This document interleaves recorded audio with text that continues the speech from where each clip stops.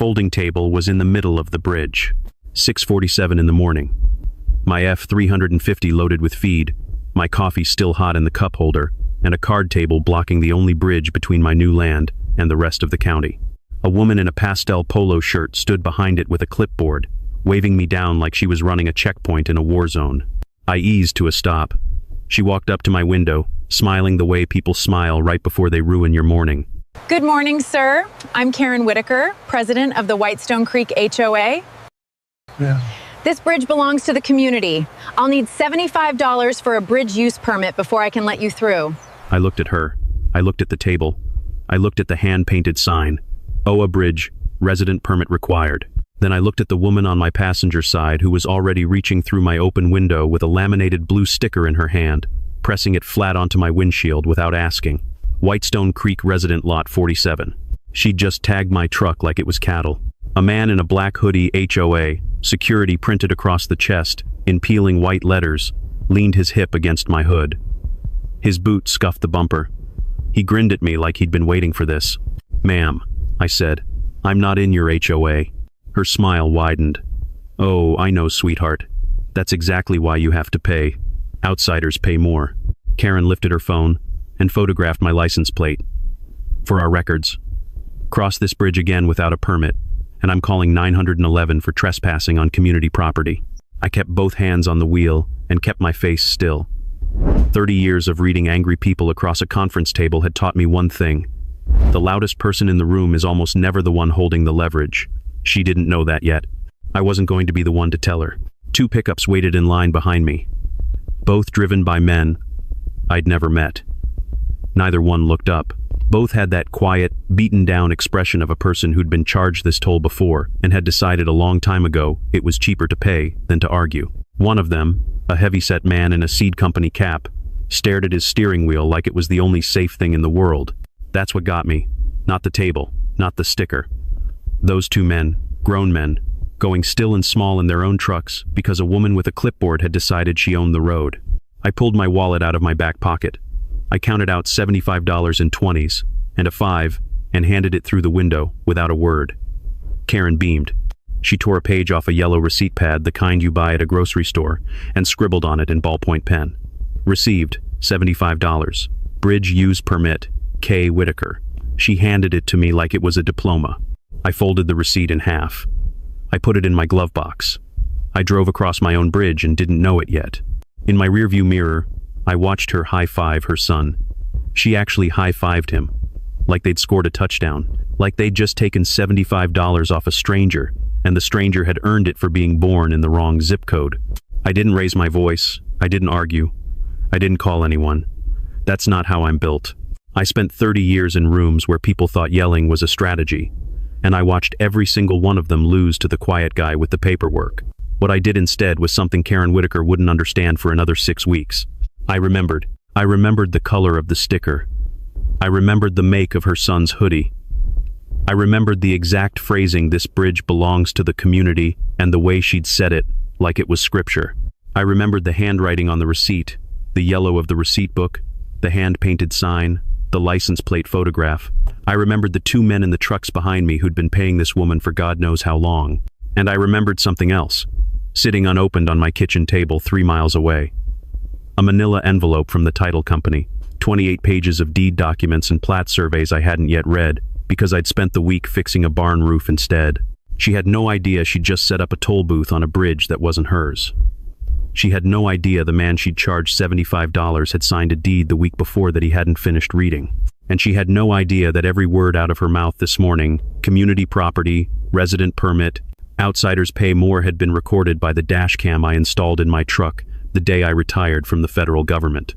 I drove the 3 miles to my own gate. I parked. I sat there with the engine off and the laminated blue sticker glowing on my windshield like a bruise. I'd bought 5,000 acres the week before. I hadn't opened page 4 of the plat map. I had no idea the HOA's only way home ran right through it. The manila envelope was still sitting on my kitchen table when I got home. I walked past it. I didn't even take the sticker off the windshield.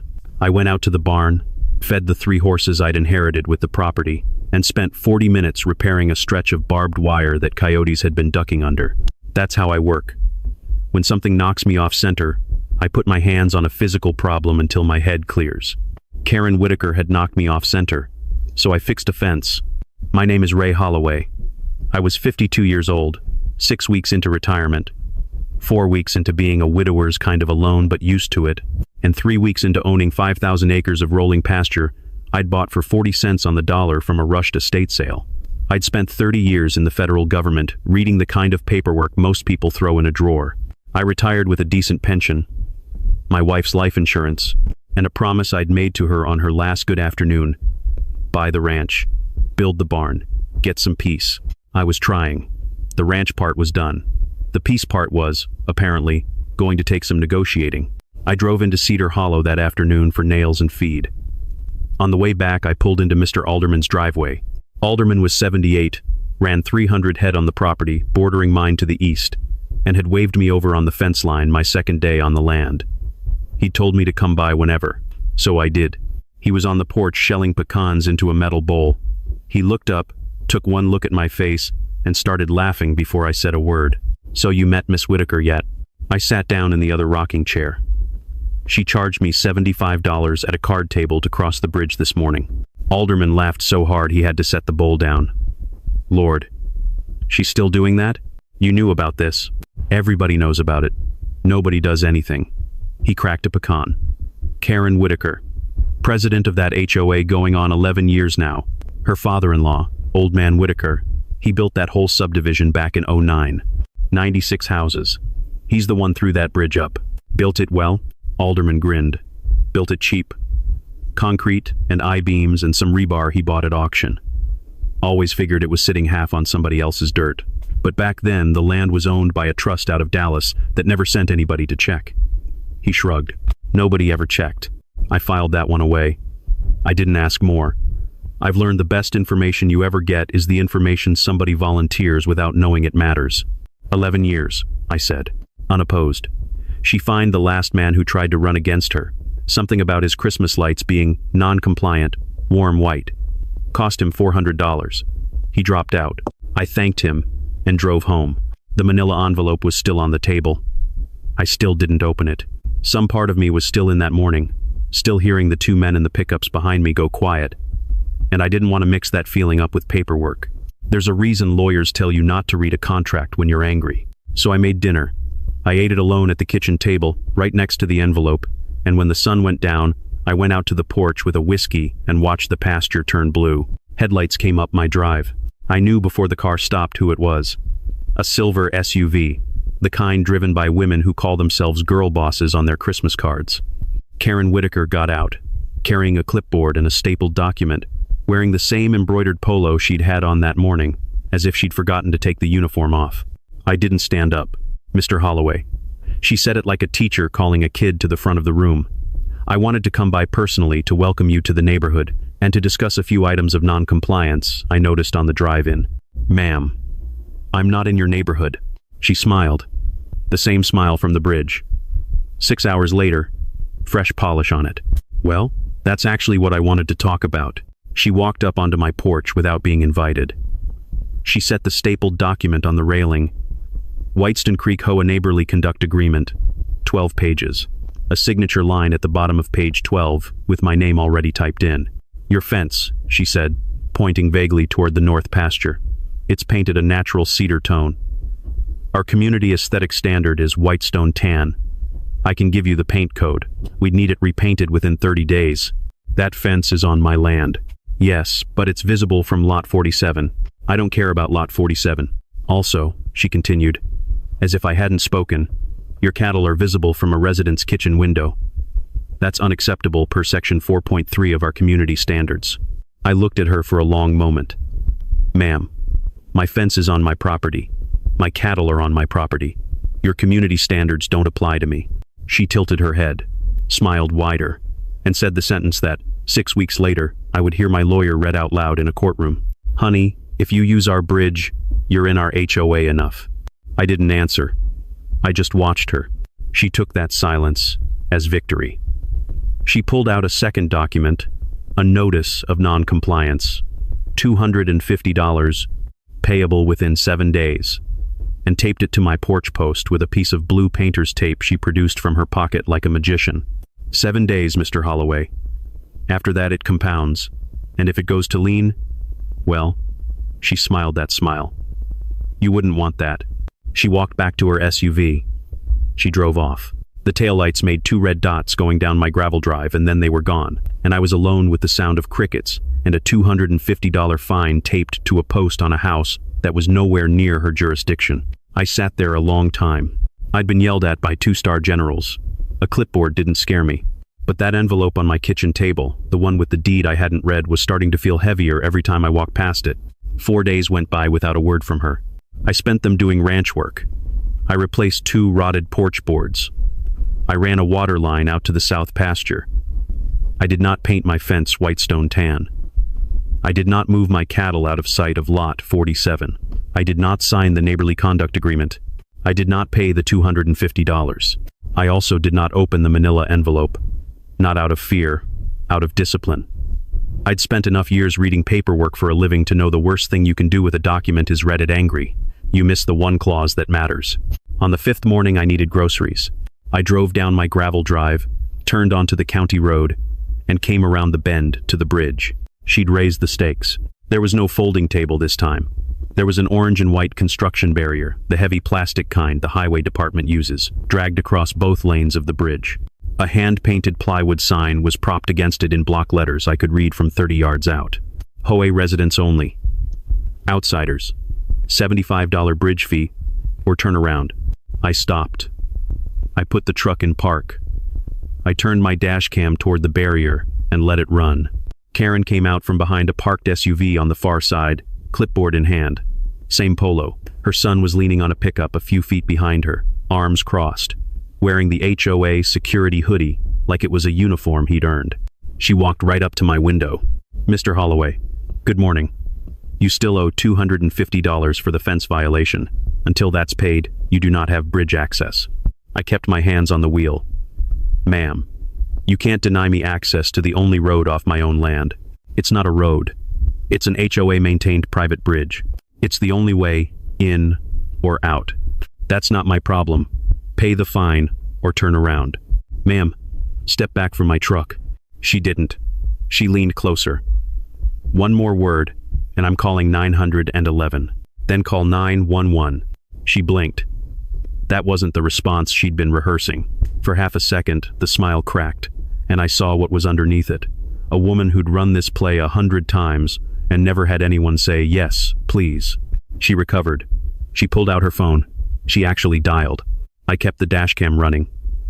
I took my phone off the dash, opened the voice memo app, and started a second recording. Belt and suspenders. Yes, 911? I have a trespasser on community property refusing to leave. He's threatening residents. Please send a deputy immediately. 9 minutes later, a sheriff's cruiser came up the county road from the north. Lights on, but no siren. Deputy Morales got out. Mid-30s, short haircut, the kind of deputy who'd rather write a warning than a citation. He took one look at the orange barrier and the plywood sign, and I watched his face do the small, controlled thing a professional's face does when he realizes the call he just responded to is not going to be what dispatch told him. Karen was already talking. Loud, pointing at me, describing threats I hadn't made. Her son chimed in from behind her, backing up every word. Morales let her finish. Then he turned to me. Sir, your side. Good morning, Deputy. My name is Ray Holloway. I bought the property on the other side of this bridge 3 weeks ago. This woman blocked the bridge, demanded $75 last week to let me cross, and is blocking it again today. I have dash cam footage of both incidents. I have the handwritten receipt she gave me for the first toll. I have her on my recorder just now telling me the bridge is HOA property, and I'm not allowed to cross my own driveway. Morales held out his hand. May I see? I handed him my phone with the dash cam queued up. I handed him the yellow slip of paper from my glove box. Received, $75. Bridge use permit, K. Whitaker. He looked at it. He watched 40 seconds of the footage. He looked at the orange barrier. He looked at Karen. His body cam was running the whole time. I could see the small red dot on his chest. Miss Whitaker. Deputy. This man is... Miss Whitaker. Is this bridge on land deeded to the HOA? It's been the community's bridge for 15 years. That's not what I asked. Is there a recorded easement or deed showing the HOA owns this structure or the land underneath it? Her mouth opened, closed, opened again. We've always maintained it. Morales nodded slowly. Ma'am, I'm going to tell you something once. Unauthorized tolls on a contested ownership structure could rise to extortion under state law. Blocking a roadway somebody uses for ingress and egress can get into criminal territory real fast. You're going to move that barrier. You're going to let this man pass.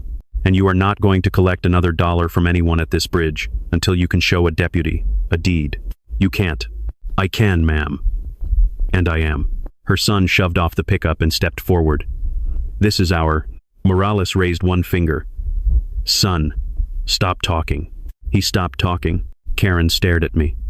Her face had gone the specific shade of red that people get when their authority has been publicly removed and they know there's an audience. 2 cars had stopped on the residence side of the bridge to watch. A woman with a stroller was filming on her phone from the sidewalk. Morales turned to me. Mr. Holloway, I'd recommend you file a formal complaint at the station this week. Bring that footage. Bring that receipt. This is going in my report either way. Yes, sir. Thank you. He nodded. Drive safe. I rolled up my window. I put the truck in gear. I eased around the orange barrier. As I passed Karen, she found her voice again. You think you're smart? She shouted, walking alongside my truck now, her polo coming untucked, her clipboard shaking in her hand. I'm filing a lion on your property for that $250. You'll be homeless by Christmas, Mr. Holloway. You hear me? Homeless by Christmas. I didn't respond. I didn't speed up. I drove across the bridge at exactly the posted speed limit, and the woman with the stroller caught every word of Karen's threat on her phone. I came home. I put the groceries away. Then I sat down at the kitchen table. I poured a small whiskey. I didn't drink it. I just set it next to the envelope so my hands had something to do besides shake, because they had started shaking a little, not from fear, but from that other thing. The feeling you get when you realize a situation has just tipped from annoying into serious.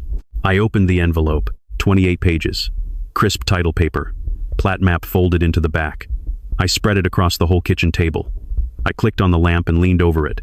The boundary of my 5,000 acres ran in a long, irregular shape, with the creek cutting diagonally through the southwest quadrant. A thin black line crossed the creek, labeled in small surveyor's font, Whitestone Creek Bridge, concrete and steel, 48-foot span. The line was inside my boundary, not on the edge, not straddling it, inside. I read that line 4 times before I believed what I was seeing. I sat back in my chair. I looked at the whiskey. I looked at the plat map again, at the thin black line sitting a full 60 feet inside the red surveyor's line that marked the edge of my property. Karen Whitaker had charged me $75 to cross my own bridge. Karen Whitaker had just threatened, in front of a sheriff's deputy and a woman with a stroller, to put a lien on my house over a fence violation on my land. Karen Whitaker had been running a toll booth for 15 years on a structure she did not own, on land that was not hers, against 96 families who had no other way home. I reached for the whiskey, and this time, I drank it. Then, I picked up my phone, and I called a real estate attorney. I didn't sleep much that night, not because I was worried, because I was reading. I spread the plat map across the kitchen table, and I went through it the way I'd gone through 30 years of federal paperwork slowly, with a ruler, with a pencil, with the light turned up. I traced every boundary. I measured the bridge footprint against the scale in the corner. I compared the plat to the meets and bounds description on page 2 of the deed. I pulled up the county GIS parcel viewer on my laptop and overlaid the plat onto the satellite image. By 1 in the morning, I was sure. The bridge wasn't near my property. The bridge wasn't on my property line. The bridge was inside my property, 60 feet clear of the nearest boundary, on both sides of the creek. The parcel number on the tax record matched my parcel. The bridge footprint was flagged as a taxable improvement, and I had a folder of receipts showing the prior owner, and now me, had been paying property tax on that improvement for 15 straight years. The Whitestone Creek HOA had never paid a cent on it. Not tax, not insurance, not a surveyor's fee. They'd just started using it.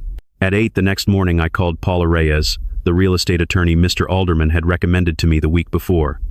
Retired from a Dallas firm to do easy work for real people, she answered on the second ring. Ray Holloway, Alderman's friend. Yes, ma'am. I think I have a situation. Tell me. I told her. Everything. The folding table, the $75, the sticker, the fence notice, the 911 call, the plat map, the parcel number, the 15 years of unchallenged use. There was a pause on the other end of the line, so long I thought the call had dropped. Then Paula said, very quietly, "Ray, email me that plat and the deed this morning. Already sent. Give me an hour."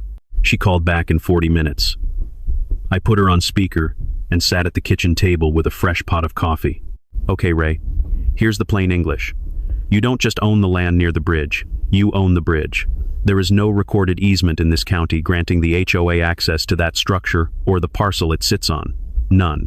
I pulled the full title chain back to the 1970s. The previous landowner never granted one. The HOA never filed for one.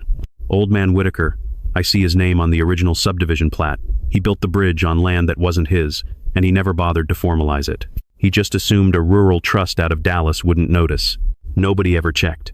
Nobody ever checked. In this state, an easement has to be in writing and recorded. Verbal we've always used it doesn't count, unless the user filed a prescriptive easement suit inside a certain window. They never did. Paula exhaled. Legally, Ray, every time that woman drove across that bridge, she was trespassing. Every time a Whitestone Creek resident used it, they were trespassing. For 15 years, I sat with that. I didn't feel triumph. I felt the particular cold stillness you feel when you realize the other side has been playing checkers and you're holding a chess clock. Paula, 3 questions. Go.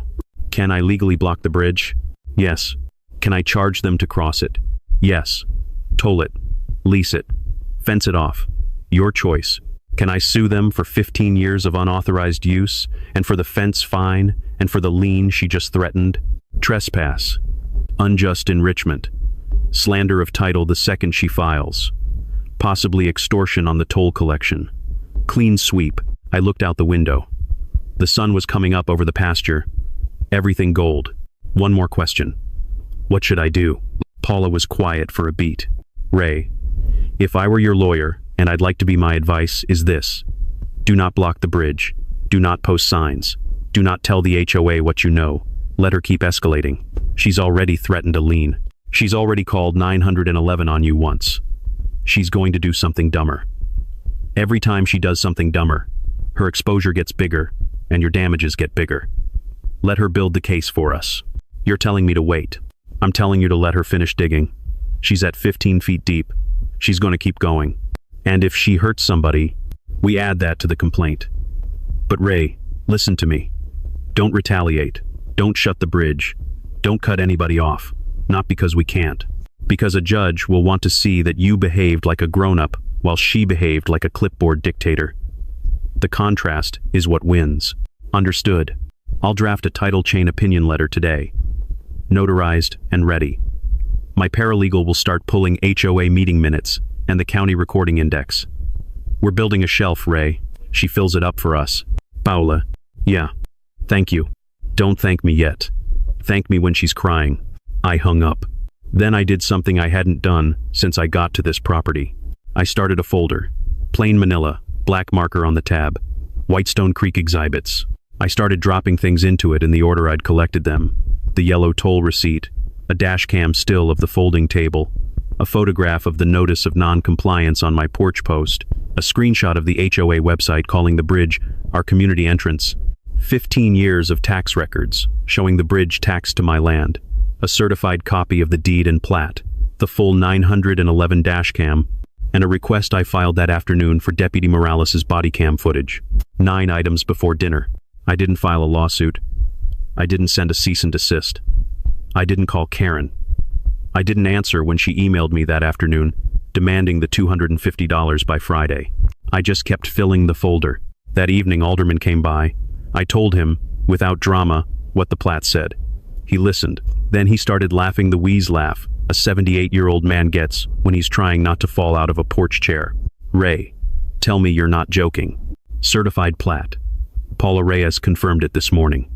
Oh, Lord, that woman. For 15 years. He shook his head. You need me to say that out loud in a courtroom? You just point. I will stand up, and I will tell a judge everything I've watched her do to that neighborhood. I might take you up on that. You will take me up on that. He stood. You got a plan? Paula's plan. Let her keep digging. Good plan. He started down the steps. At the bottom, he turned back. 11 years she's been charging that toll under her name. 15 with her father-in-law before her. 11 years of $75 tolls off anybody who looked like they couldn't fight back. He shook his head. She's about to learn what my land actually covers. He drove off. I walked my north fence line at dusk with a cigar in one hand. I didn't put up a sign. I didn't call anyone. I just walked my line, quietly, the way a man walks his own land. She'd filed a notice on my fence, I thought. She was about to find out what my fence was attached to. Karen Whitaker dug. She filed the lien 3 days later. Paula called me from her car, laughing the way lawyers laugh when a case just handed them a gift. Ray. The original $250, plus $1,200 in administrative compounding fees. Total lien, $1,450. Filed this morning at the courthouse under HOA corporate name. That's a lien on my house. That's a lien on your house she has no legal basis to file. On a property she has no jurisdiction over. For a fine she has no authority to assess. Ray. She just gift-wrapped us a slander of title claim. Keep the paperwork. I hung up and drove out to check my fence line. The gate chain had been cut. Not damaged. Cut. Clean bolt cutter bite. The two halves hanging on either side of the gate like a pried open mouth. A white Ford F-250 with an HOA logo magnetic placard was parked 30 yards inside my property. Two men in reflective vests were clearing brush along the creek. I walked up slowly. I did not raise my voice. Gentlemen, what are you doing on my property? The older one looked up. HOA grounds maintenance. Clearing the community entrance. This isn't the community entrance. This is private land. You're 120 feet past the bridge. He pulled out a work order. Signed by the board president. Clear the approaches, both sides, 50 yards out. Sir, I don't care what the work order says. You cut a gate chain to get in here. You can leave now when we forget the chain. Or you can stay and I call Deputy Morales, who already has a folder on this HOA, and you explain why you're running a chainsaw on a stranger's land. They left. On the way out, the younger one kicked over the pink flag surveyor's stake I'd set on the boundary. Deliberate. Looked at me while he did it. I filmed that too. That weekend, the HOA ran an approved brush burn on their side of the bridge. I smelled the smoke around 2 in the afternoon.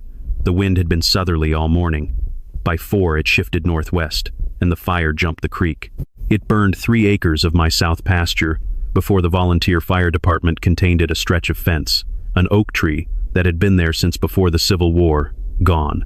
The county fire marshal walked the burn line with me on Monday. The burn crew turned out to be Karen's son and 2 friends, none certified for open burning, working off a permit Karen had signed on HOA letterhead that had no county standing. The marshal wrote it up as negligent. Official report cited HOA as source. I added the fire report to the folder.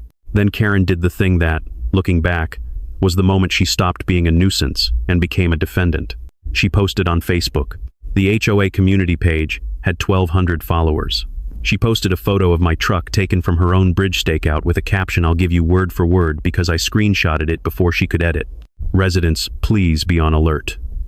The outsider who bought the old Murphy Ranch is actively trying to steal our community bridge. If he succeeds, our home values collapse and our children can't get to school. Emergency HOA meeting Tuesday, 7 p.m. All residents must attend. 27 comments in the first hour. String him up. Carpetbagger. Karen, we stand with you. Paula called within 90 minutes. Ray, tell me you have the screenshot. 3 angles. Time-stamped. Comments included. Public defamation, plus a second slander of title. She's going to regret Tuesday. I'm going Tuesday. Ray. Paula. I'm going. I won't reveal the deed. I'll sit in the back, I'll listen, and at the right moment I'll ask her one question in front of 96 households, and the stenographer she always hires to make it feel official. A pause. What's the question? Where's the easement? She laughed one short, surprised laugh. Okay. One question. Then you leave. Don't engage. Don't gloat. Don't show the deed. Don't show the deed. Thursday morning I'll have us in county court. Emergency hearing on the lien. Full countersuit filed by then trespass, slander, defamation, negligent burn, Unjust enrichment on 15 years of tolls. I hung up. I sat on the porch until the sun went down. Then a car came up my drive. Not a silver SUV, a slow sedan with one headlight dimmer than the other. A woman got out, mid-70s, white cardigan. She climbed my porch steps, one hand on the rail, the other clutching a casserole dish wrapped in a kitchen towel. "Mr. Holloway, I'm Edith Ellison. I live at 214 Whitestone Lane. Mom, I'm not supposed to be here. Karen emailed this morning saying any resident who speaks to you will be fined $500 for undermining board authority. I came anyway. I brought a chicken and rice. I took the casserole. Please, sit down." She sat on the edge of the rocker like she might bolt. Her hands shook. "My husband Harold is on dialysis, 3 times a week. Without that bridge, he can't get to his appointments. I heard what Karen said on Facebook, that you're going to close the bridge. Mr. Holloway, if you close the bridge, Harold will die." I sat down across from her. I put my hands flat on my knees so she could see them. "Mrs. Ellison, I am not closing the bridge. I am not charging tolls. I am not keeping anyone from going to a doctor or a school or a pharmacy. That bridge is going to stay open for every single person in your neighborhood. You have my word." Her eyes filled. "But Karen says a a lot of things, ma'am. I am not Karen." She sat with that. Then, very quietly, "She's been doing this for years. She fined the Kowalski boy $300 for painting his mailbox red. She made the Petersons take down a ramp they built for their daughter's wheelchair because it wasn't aesthetically approved. Nobody fights her because the bridge. We're all scared of the bridge. She uses it like a leash." "I know, ma'am." "Then why are you really going to the meeting Tuesday?" I looked at her. I weighed it. Then I told her the closest thing to the truth I could give her without showing my hand. "Because I'm not going to close your bridge, Mrs. Ellison. I'm going to close her HOA." She reached across the porch and took my hand. Her hand was cold and paper thin. She squeezed, hard. "Harold will sleep tonight," she said. "First time in a week." She left the casserole. She drove off slowly, the one good headlight pointing her home. I sat on the porch a long time after that. I'd spent a career staying calm, staying measured, staying in my lane.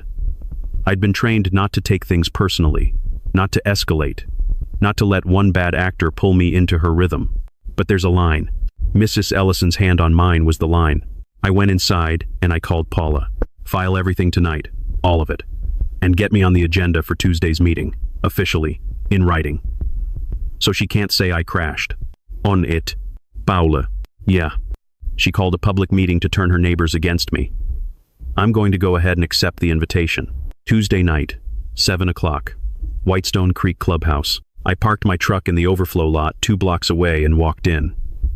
I was wearing a clean button-down, khakis, and boots that had mud on them from checking my cattle that morning. I carried one thing, a single manila envelope, plain, unmarked, tucked under my left arm. The clubhouse was a low beige building with a flagpole out front and a sign that said, "Welcome home, Whitestone." Inside, the main room was packed. Folding chairs had been set up in tight rows, every chair taken, people standing along the back wall. I counted roughly 110, maybe 120. Out of 96 households, she'd pulled most of the adults in the subdivision. A portable screen was set up at the front. A projected slide filled it in red and black. My own face, blown up from what looked like a security camera still, and below it the words, "Threat to our community." Karen was at the podium. She had a wooden gavel in her hand. She didn't own a gavel. The HOA didn't have the authority to hold the kind of meeting that required one. She'd bought it anyway. I took a seat in the back row, aisle, next to a family with 2 kids. Nobody looked at me yet. Mrs. Ellison was in the 3rd row from the front, her hands folded in her lap, her eyes on the floor. She didn't turn around. She didn't need to. She knew I was there. Karen cleared her throat into the microphone and began. She spoke for 10 minutes. I didn't interrupt. I listened to every word. She called me an outsider land grabber. She said I was suing to take away the bridge. She said home values would collapse. She said children couldn't get to school.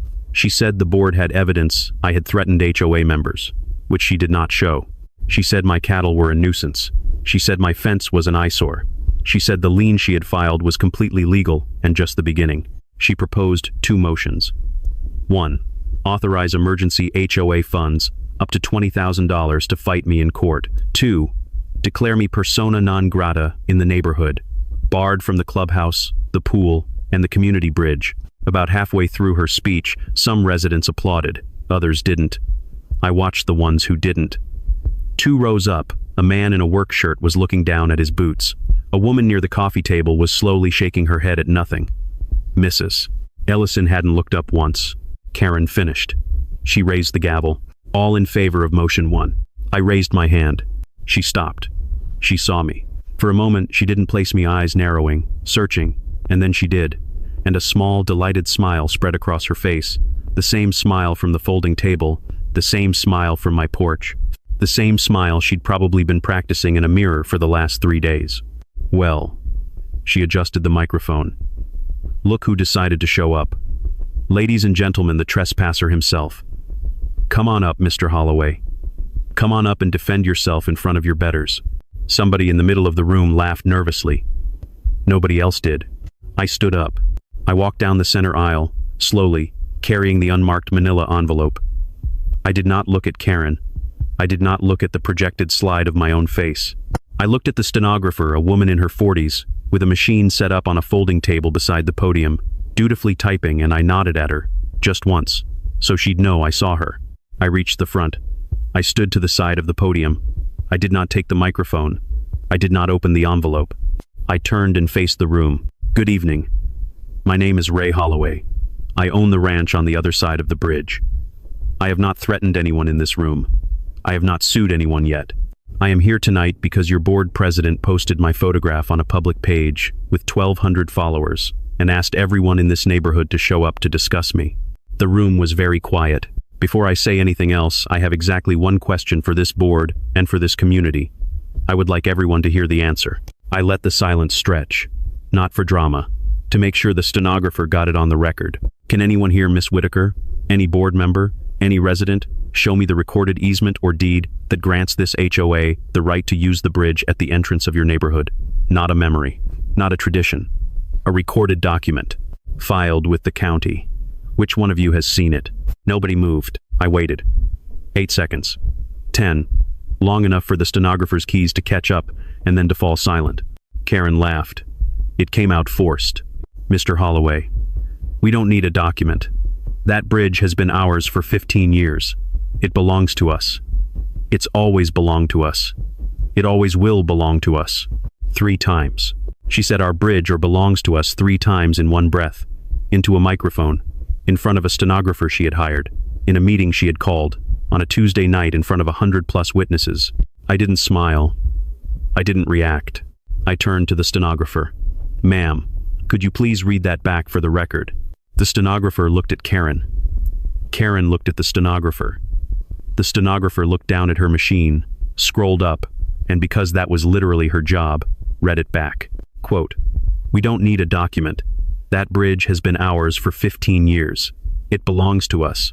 It's always belonged to us. It always will belong to us. End quote. Thank you, I said. I turned back to the room. For anyone who would like to know whether that statement is legally accurate, I'll be at county court Thursday morning at 9, room 2B. It's a public hearing on a lien that your board president filed against my home last week. Everyone in this room is welcome to attend, especially the ones who were told by this board, in writing, that they would be fined $500 for speaking to me. I saw 3 people turn and look at Mrs. Ellison. She lifted her head for the first time all night and looked back at them. She didn't look afraid. She looked calm. A man in the second row said, audibly, what? Karen was already talking over me. This is a private meeting. He has no right. This is harassment. I didn't respond to her. I spoke to the room. I'm not going to take any more of your evening. I came tonight because I wanted every one of you to hear, from me, in person, one thing. I am not closing the bridge. I am not charging anyone to use it. I am not keeping your children from school or your family from the hospital. Anyone who has told you otherwise is lying to you. The murmur that rippled through the back rows was the first real sound the crowd had made all night that wasn't Karen's voice. I walked back up the aisle toward the door. Halfway up, I stopped. I turned back to the podium. Karen was gripping the gavel with both hands now, white-knuckled. I spoke to her directly for the first time all evening. Quiet. No microphone. That's a shame, Karen. I lifted the unmarked manila envelope slightly, because I brought the deed. I walked out. Behind me, I heard one folding chair scrape back, then another, then half a dozen. By the time the clubhouse door swung shut behind me, I could hear raised voices, not Karen's, residents. The first angry questions they had ever asked their own board, out loud, in public, about a bridge they had been terrified of for 15 years. I didn't stay to hear the rest. I walked the 2 blocks back to my truck. I got in. I set the unmarked manila envelope on the passenger seat. It was empty. I'd never had any intention of showing the deed tonight. The envelope was a prop, a bluff, designed to fit inside the rules Paula had given me. Don't show the deed. Don't engage. Don't gloat. Ask one question. Let her answer it. Mention the courthouse. Leave. The real deed was still at the farmhouse, inside a locked drawer, certified and notarized and waiting for Thursday morning. I drove home. I didn't pour a whiskey this time. I sat at the kitchen table and looked at the folder on the counter. White Stone Creek exhibits now thick enough to need a rubber band. Karen Whitaker had just, on the record, in front of a stenographer and 120 witnesses, told the world that a bridge she did not own had always belonged to her. I closed the folder. I went to bed. Thursday morning, County Courthouse. Room 2B, 9 o'clock. I wore a navy suit my wife had bought me for her niece's wedding 8 years earlier. The jacket still fit. Paula Reyes met me at the steps with a rolling banker's box, and the particular steady calm she'd spent 30 years building in Dallas courtrooms. Don't speak unless the judge addresses you. Don't react to her lawyer. Don't look at Karen. Look at the judge. Understood. Room 2B was smaller than I'd expected. Wood paneling, 8 rows of public gallery, a center aisle. I took my seat at the plaintiff counter-claimant table next to Paula. Karen walked in 5 minutes before 9. She was wearing a charcoal blazer instead of the HOA polo. 3 board members followed her, the woman from the folding table with the laminated sticker, a man I didn't recognize, and her son, scrubbed clean, in a shirt and tie that didn't fit him. Their lawyer was a young man in a cheap suit who kept shuffling papers in the wrong order. Karen had hired the cheapest retainer she could find the day after I left the clubhouse. The public gallery filled up behind us. Paula leaned over. "Ray, you are going to want to see this when we break." I didn't turn around. Alderman was there, front row. Mrs. Ellison was there, 3 rows behind him. The man from the second row at the clubhouse, who had said what he was there too. 11, maybe 12. White Stone Creek residents. The woman with the stroller from the bridge. Deputy Morales, out of uniform, on his day off. The stenographer from Tuesday night, sitting in the gallery with her certified transcript in a folder on her lap. Judge Harlan entered at 9 exactly. Mid-60s, silver-haired, dry as old paper. The unimpressed look of a judge who had been watching HOA board presidents walk into his courtroom for 20 years. Be seated. Emergency hearing on lien. White Stone Creek HOA versus Holloway, along with counterclaim. Counsel, enter your appearances. Paula introduced herself. The cheap suit lawyer fumbled his introduction twice. Miss Reyes. Your motion.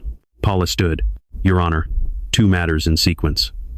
First, motion to vacate the lien filed by the HOA against my client's property. Second, motion for preliminary injunction prohibiting further interference by the HOA with my client's land and with a particular structure the HOA has been treating as its own. I'd like to move Exhibit A into the record. Proceed. Paula turned to the court tech. Overhead, please. The screen behind the bench came on. What appeared was not a paragraph, not a photograph, not a screenshot. A certified plat survey, stamped by the county recorder. The boundary of 5,000 acres traced in red. A thin black line labeled White Stone Creek Bridge, concrete and steel, 48-foot span sitting clearly inside the red, 60 feet clear of the nearest property line. On both sides of the creek. Paula did not speak for a full 3 seconds. She let the room look. I heard the sound, and I will remember this sound for the rest of my life, of Karen Whitaker's 3 board members. Behind her, all of them, inhaling at the same time. Somebody in the gallery whispered, "Oh my God." The cheap suit lawyer leaned back in his chair and stopped taking notes. Your Honor, the White Stone Creek HOA has been using a bridge on my client's private property for 15 years. No recorded easement, no lease, no property tax paid by the HOA. My client's estate has paid that tax every year from 2009 forward. There is no legal basis under which this HOA holds any interest in that structure or the parcel it sits on. Judge Harlan looked at Karen's lawyer. Counsel, any dispute as to the plat? The cheap suit lawyer stood halfway up, sat back down, stood all the way up. Your Honor, we would like to request a recess to review. Counsel, is the plat accurate? I have not had the opportunity. Did your client file this lien? Yes, Your Honor. On what basis? The HOA has maintained. Maintenance is not ownership. Sit down. He sat down. Karen leaned forward and whispered something furious in his ear. He shook his head at her, fast, twice. She leaned back, and for the first time since I had met her, the smile was gone. Paula reached into the banker's box. Exhibit B, Your Honor. Certified county tax records, 2009 to present, showing the bridge parcel taxed continuously to my client's property. The HOA has paid nothing. Judge Harlan took the folder. He looked at the top page. He looked at Karen. He said nothing. He didn't have to. Exhibits C and D, Paula continued, address the HOA's internal and public claims. Exhibit C is the HOA's own recorded bylaws, 47 pages. Word searched. The word bridge does not appear. Exhibit D, a screenshot of the HOA public website captured 1 week ago, front page, describing the bridge as, quote, our community entrance. A man in the back row of the gallery coughed once, the way people cough when they're trying not to laugh. Exhibit E, the handwritten receipt for $75 paid by my client to Miss Whitaker at a folding table on the bridge 3 weeks ago, written in her own hand, signed with her own initials. Karen's son behind her put his face in his hands. Exhibit F, my client's dashcam audio from that same morning. With the court's permission, 40 seconds. Granted, the clerk queued it up. The courtroom speakers filled with Karen Whitaker's voice, confident, sweet, scripted, 3 weeks old. Good morning, sir. I'm Karen Whitaker, president of the Whitestone Creek HOA. This bridge belongs to the community. I'll need $75 for a bridge use permit before I can let you through. A woman in the third row made a small, audible noise, half gasp, half laugh, and put her hand over her mouth. Exhibit G, the stenographic transcript from Tuesday night's HOA emergency meeting, certified by the stenographer who was in the gallery this morning of Miss O.A. Whitaker publicly stating, quote, we don't need a document. That bridge has been ours for 15 years. It belongs to us. It's always belonged to us. It always will belong to us. End quote. The stenographer half lifted her hand from the gallery. The judge gave her a single courteous nod. Exhibit H County Fire Marshal Report. HOA supervised burn, unpermitted crew, negligence finding. 3 acres of my client's pasture destroyed. Exhibit 1. The lien filed by this HOA against my client's home in the amount of $1,450, based on a fence color fine on a property the HOA has no jurisdiction over whatsoever. Paula closed the folder. Your Honor, we respectfully ask the court to vacate the lien, grant the preliminary injunction, and set trial on our counterclaims. Trespass, slander of title, defamation, unjust enrichment on 15 years of tolls, negligent property damage. She sat down. The courtroom was silent. Judge Harlan set his pen down. He looked at Karen for a long moment. Miss Whitaker, is any of this in dispute? Karen stood up without being recognized. Your Honor, it's always been our bridge. Everybody knows that. The previous owner never said anything. My father-in-law built it. We maintain it. We put gravel on the approaches every spring. That makes it ours. I don't care what some old piece of paper says. It's always been. Miss Whitaker. Judge Harlan did not raise his voice. Always is not a legal instrument. Karen opened her mouth, closed it, opened it again, sat down. In the gallery behind her, 2 board members quietly stood up, collected their coats, and walked out of the courtroom. They didn't look at her. The woman with the laminated sticker went first. The older board member followed her. Only her son stayed, still with his face in his hands. Mrs. Ellison, 3 rows back, was crying. Not sobbing, just a quiet, steady leak down both cheeks that she wasn't bothering to wipe. Alderman reached across the aisle and handed her his handkerchief without looking at her. Judge Harlan picked up his pen. Preliminary ruling. The lien filed by Whitestone Creek HOA against the Holloway property is vacated as of this moment, with prejudice. The HOA and its officers are enjoined from any further interference with the bridge, the Holloway property, or any resident's use of the bridge pending trial. Mr. Holloway may post private property notices on the structure at his discretion, effective immediately. Full trial on counterclaims set for the next available docket. He paused. Miss Whitaker, I have been on this bench for 22 years. I will offer you a piece of advice you did not ask for and do not deserve. When you are using someone else's property, the correct legal term for that is not maintenance. It is trespass. Your counsel will explain the difference. He tapped his gavel. We're in recess. Karen did not stand up. She sat at the counsel table with both hands flat on the wood. I did stand up. I closed the folder on our table. I reached into the side pocket of the banker's box and took out one item, the laminated blue sticker that had been slapped on my windshield 3 weeks earlier. Whitestone Creek Resident Lot 47. I'd kept it. Of course I had. I walked over to Karen's chair. I set the sticker on the table in front of her, face up, so she could see it. I spoke quietly, under the noise of the gallery standing up. You can keep this. I won't be needing it. I walked out. In the hallway, Mrs. Ellison was waiting for me. She hugged me hard the way a 74-year-old woman hugs someone when she's relieved and furious and unburdened all at once. I could feel her shoulders shaking through the cardigan. Harold is at his appointment right now, she said into my shoulder. He'll be home by noon. He made it again. He's going to keep making it, ma'am. Alderman came up behind her. Ray didn't even have to testify. Not today. Maybe never. Maybe never. I looked down the hallway. The 2 board members who had walked out were standing by the vending machine, arguing in whispers. The cheap suit lawyer was on his phone. Karen had not yet come out of room 2B. She didn't come out for another 20 minutes. By then, I was in my truck, halfway home. 6 weeks after Thursday morning, the final ruling came down. Paula called me while I was fixing a leaking hose bib on the side of the barn.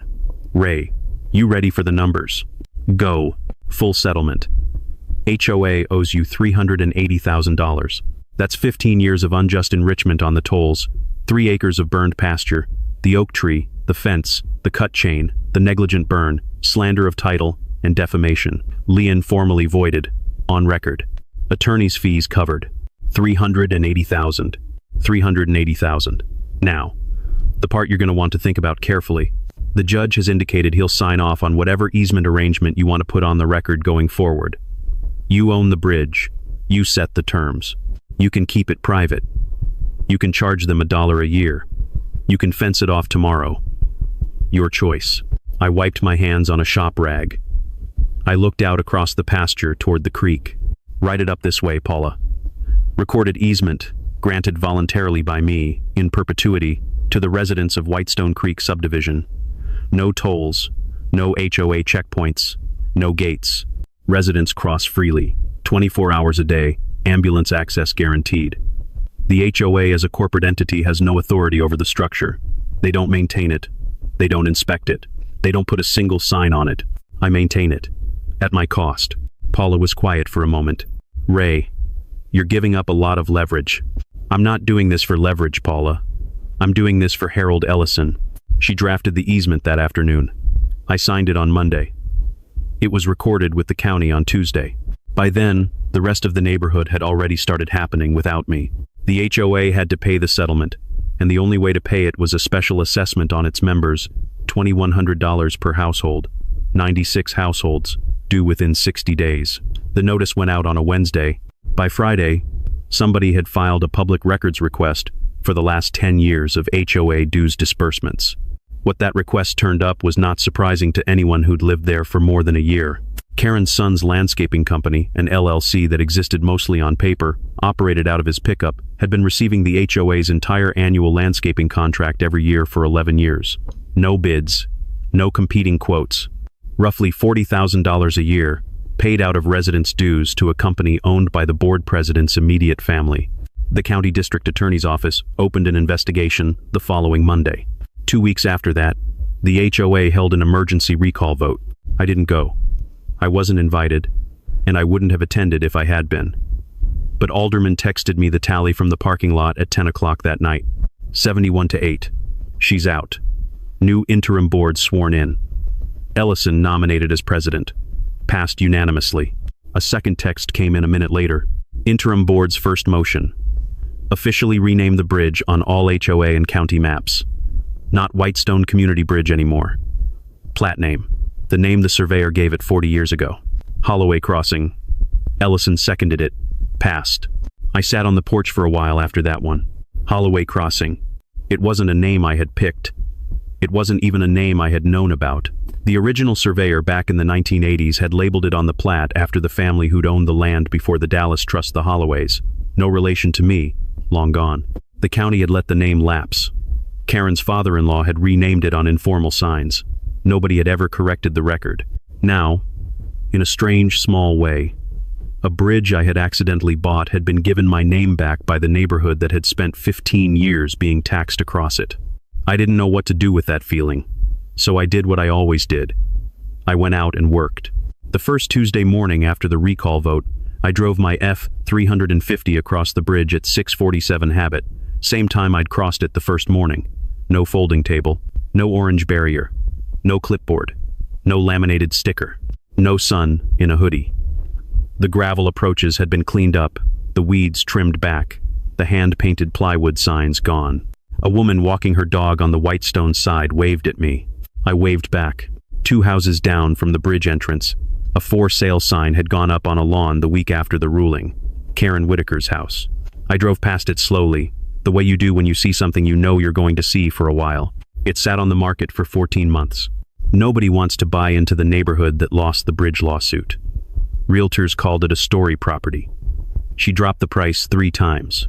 Eventually it sold to a young couple who'd moved in from out of state and didn't know the history. By then, Karen had already moved 2 counties over, to a rental, and had taken the embroidered HOA polo with her. The HOA security hoodie, Alderman told me months later, had been left in a Goodwill bin outside the clubhouse on the day she left. Life on the ranch settled into something I hadn't had in a long time. I finished the farmhouse. I put a standing seam metal roof on it that will still be there when my grandchildren's grandchildren have stopped caring. I ran 60 head of cattle, a small cow-calf operation, Black Angus, nothing fancy. I hired a kid from Cedar Hollow to help me on weekends. I bought the dog I'd been thinking about that afternoon at the grocery store. I named him Morales, after the deputy, and told the deputy as much over coffee one morning, and he laughed for a long time. Aldermen started coming over for coffee most Sundays. We'd sit on the porch, 2 old men with hot mugs, watching the pasture and not saying much, which is the highest form of friendship I know. Harold Ellison never missed another dialysis appointment. Mrs. Ellison made me chicken and rice once a month for a year. She stopped eventually, when I finally convinced her that she didn't owe me anything, that I had done what any decent person would do, that the chicken was starting to make me feel guilty. She still waved at me every time I crossed the bridge. I posted one sign on the bridge. It was small, wooden, hand-carved by aldermen, set on a cedar post at the south end of the span. It said 3 words, and nothing else. Private property. You're welcome. On the north side of the barn, in a simple black frame, I hung one thing, the laminated blue sticker. Whitestone Creek Resident Lot, 47. The one Karen's friend had slapped on my windshield 3 weeks into my new life, on a bridge she didn't own, in a subdivision I didn't live in, on behalf of an authority she did not hold. Next to it I hung my discharge papers from the United States Army Corps of Engineers. 30 years, contracts and real estate division. The career that had taught me to read every page of every document before I signed anything, and had taught me one sentence I'd heard my first week and never forgotten. Always read the survey. I looked at both frames a lot that first winter. The sticker on the left, the discharge on the right.